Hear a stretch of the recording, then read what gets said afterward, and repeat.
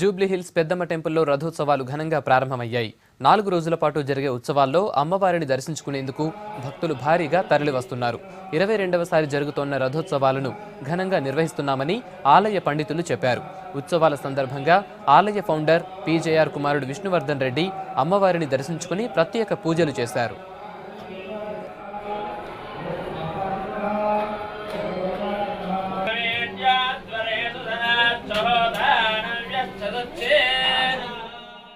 శ్రీ పెద్దమ్మ తల్లి దేవాలయంలో 22వ వార్షిక బ్రహ్మోత్సవాలు ఆరంభమైనాయి. పెద్దమ్మవారి పూర్ణాభిషేకము, 6 గంటలకు హారతి మంత్రపుష్పము, గణపతి పూజ, పుణ్యావాసనం, పంచగవ్య ప్రాశనం, ఋత్విగ్వరణం, అదేవిధంగా యాగశాల ప్రవేశము, సర్వతోభద్ర మండల ఆవాహనము, కలశస్థాపన, ధ్వజారోహణము మొదలగు వైదిక కార్యక్రమాలు ఆరంభమైనాయి.